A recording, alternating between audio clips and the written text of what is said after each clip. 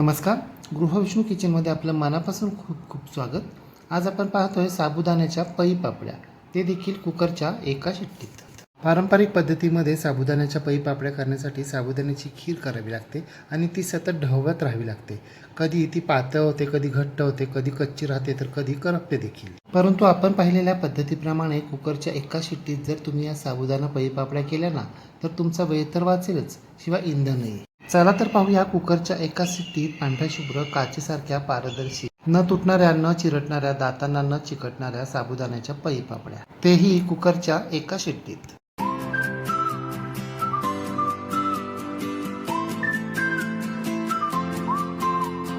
साबुदाण्याच्या पै पापड्या करण्यासाठी इथे आपल्याला 2 ग्लास म्हणजे साधारणपणे अर्धा किलो साबुदाणा घ्यायचा आहे. आपण खिचडीसाठी जो साबुदाणा वापरतो ना, तोच रेग्युलर साबुदाणा इथे आपल्याला वापरायचा आहे. जो इन्स्टंट म्हणजे छोटा मोहरीसारखा साबुदाणा असतो, तो आपल्याला इथे वापरायचा नाही आहे. हा साबुदाणा आपल्याला निवडून साफ करून स्वच्छ करून तर घ्यायचाच आहे. शिवाय अगदी हलक्या हातानं पाण्यानं 2-3 वेळा स्वच्छ धुवूनही घ्यायचा आहे. परंतु अगदी हलक्या हातानं चोळायचं अजिबात नाही आहे. साबुदाणा स्वच्छ धुतल्यानंतर त्यातलं सगळं पाणी निथून काढायचं आहे आणि साबुदाणा बुडेल इतपतच पाणी त्यामध्ये घालायचं आहे. यानंतर या साबुदाण्यावर आपल्याला झाकण ठेवायचं आहे आणि हा साबुदाणा आपल्याला रात्रभर असाच भिजत ठेवायचा आहे. म्हणजे आपण खिचडी करण्यासाठी ठेवतो ना, अगदी तसंच. सकाळी उठल्यानंतर याच्यावरचं झाकण काढायचं आहे. पाहताय ना, आपल्या साबुदाण्यानं सगळं पाणी शोषून घेतलेलं आहे आणि साबुदाणा अगदी व्यवस्थित भिजला आहे, एकदम मऊ झाला आहे. आता हा साबुदाणा आपल्याला सोडून घ्यायचा आहे, परातीमध्ये घालायचा आहे. परातीमध्ये साबुदाणा घातला ना की प्रत्येक साबुदाणा वेगळा करता येईल, म्हणून आपल्याला तो परातीमध्ये घालायचा आहे आणि अगदी हलक्या हाताने वेगळा करून घ्यायचा आहे. आपला प्रत्येक साबुदाणा वेगवेगळा झाला आहे, मोकळा फडफडीत झाला आहे. आता एक मोठा कुकर घ्यायचा आहे आणि या कुकरमध्ये आपल्याला 5 ग्लास थंड पाणी घालायचं आहे आणि त्यानंतर हा साबुदाणा त्यामध्ये घालायचा आहे. आपण ज्या ग्लासानं साबुदाणा घेतला होता ना, त्याच ग्लासानं आपल्याला पाणी घ्यायचं आहे. शक्यतो मोठा कुकर वापरण्याचा प्रयत्न करायचा. आत्ता माझ्याकडे मोठा कुकर नाही आहे, म्हणून मी थोडासा छोटा वापरतो आहे. परंतु जर तुमच्याकडे मोठा कुकर असेल तर मोठा कुकर वापरायचा आहे. साबुदाणा पाण्यात घातल्यानंतर त्यामध्ये 3 चमचे किंवा चवीप्रमाणे मीठ घालायचं आहे आणि ते व्यवस्थित मिक्स करून घ्यायचं आहे. मीठ व्यवस्थित मिक्स करून झाल्यानंतर कुकरचं झाकण लावायचं आहे, गॅस चालू करायचा आहे आणि मोठ्या आचेवर या कुकरला आपल्याला 1 शिट्टी करायची आहे. परंतु जेव्हा मी मोठ्या आचेवर असं म्हणतोय ना, तेव्हा आपल्या शेगडीपैकी जी सगळ्यात छोटी फ्लेम असेल त्या छोट्या बर्नरवर आपल्याला मोठ्या आचेवर 1 शिट्टी करून घ्यायची आहे. किंवा मोठ्या बर्नरवर कुकर ठेवलात तर मग मध्यम आचेवर 1 शिट्टी करून घ्यायची आहे.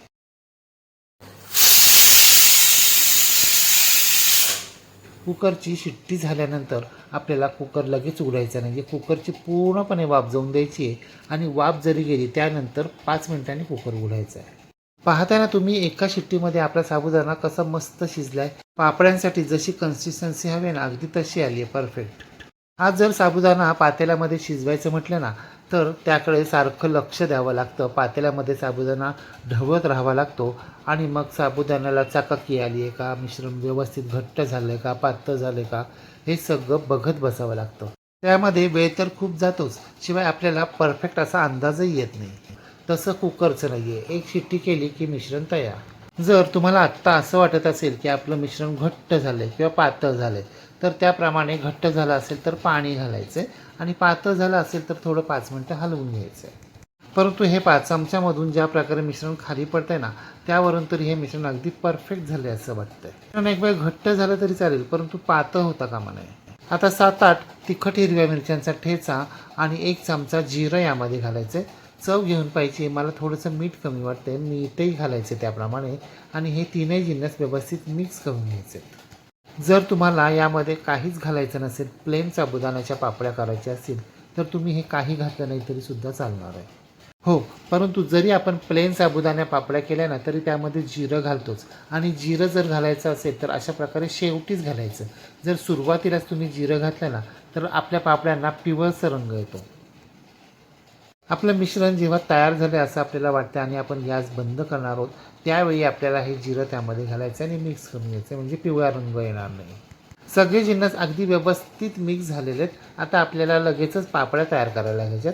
परंतु पापड्या घालण्यासाठी आपल्याला सगळं मिश्रण एकदम घ्यायचं नाही आहे. एका बोलमध्ये थोडंसं मिश्रण काढून घ्यायचं आहे आणि मग आपल्याला कुकरचं झाकण लावून कुकर बंद करायचं आहे, म्हणजे मिश्रण कोमट होणार नाही, थंड होणार नाही.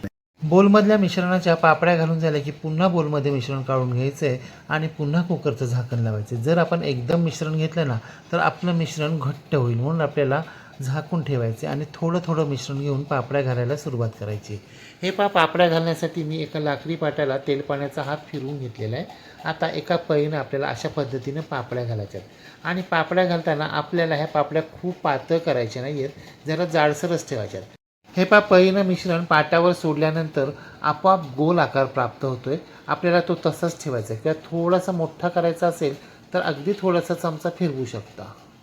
परंतु आत्ताच जर तुम्ही खूप पातळ पापड्या केल्या ना तर मग सुकताना त्या चिरडतात, त्यांचे तुकडे पडतात. म्हणून पळीनं मिश्रण सोडल्यानंतर मिश्रण आपोआप जेवढा गोल आकार प्राप्त करेल ना तेवढाच ठेवायचा आहे. अगदी थोडंसं फिरून घ्यायचं तर घेऊ शकता. आणि पापड्या घाल्यापर्यंत सर्वात शेवटी मिश्रण थोडंसं घट्ट झालं असेल ना तर त्यामध्ये थोडंसं कोमट पाणी घालून मिश्रण पातळ करून घ्यायचं. धान्याची प्लास्टिकची जी पोती असतात ना त्या पोत्यांवर मी या पापड्या घालतोय आणि हे घराच्या बाल्कनीमध्ये जिथे ऊन येतं आहे तिथे मी या पापड्या सुकत ठेवलेल्या आहेत. इथे अर्धा दिवसच ऊन येतं, पूर्ण दिवस ऊन येत नाही.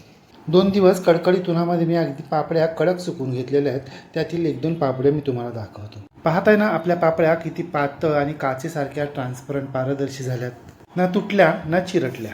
आता या पापड्या आपण तळून देखील पाहूया. त्यासाठी आपल्याला गॅसवर एका कढईमध्ये थोडंसं तेल गरम करण्यासाठी ठेवायचे. तेल गरम झालं की नाही हे पाहण्यासाठी पापडीचा एक छोटासा तुकडा तेलामध्ये घालायचा आहे. पापडीचा तुकडा अगदी सरकन वर येत नाहीये, हळूहळू येतोय. याचा अर्थ आपलं तेल अगदी प्रमाणात गरम झालेलं आहे, खूप कडकडीत झालेलं नाहीये. आता हा पापडीचा तुकडा आपल्याला काढून घ्यायचा आहे आणि एक अख्खी पापडी आपल्याला या तेलामध्ये सोडायची. पापडी तेलामध्ये सोडल्यानंतर गॅसची फ्लेम आपल्याला मध्यम करायची.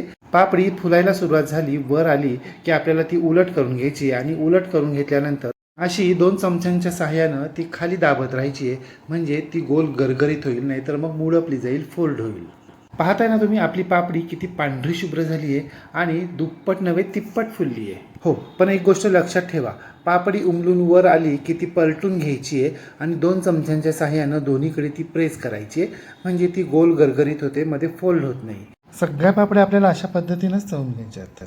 पुन्हा एकदा सांगतो, पापडी उलट केल्यानंतर 2 चमच्यांच्या सहाय्यानं दोन्हीकडून दाबून घ्यायची, म्हणजे फोल्ड होणार नाही, अगदी गोल गरगरीत तळली जाईल. आहेत की नाही करायला अतिशय सोप्या, शिवाय वेळ आणि इंधन दोन्हीची बचत.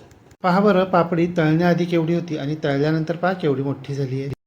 मग तुम्ही सुद्धा अशा प्रकारे साबुदाण्याच्या पळी पापड्या करून पहा व कशा झाल्या ते कमेंट बॉक्समध्ये मला नक्की सांगा. रेसिपी आवडल्यास लाईक, शेअर, कमेंट करायला विसरू नका.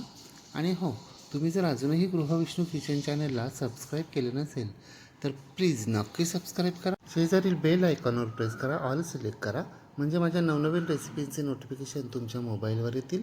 पुन्हा भेटूया अशाच एका नवीन रेसिपीसह.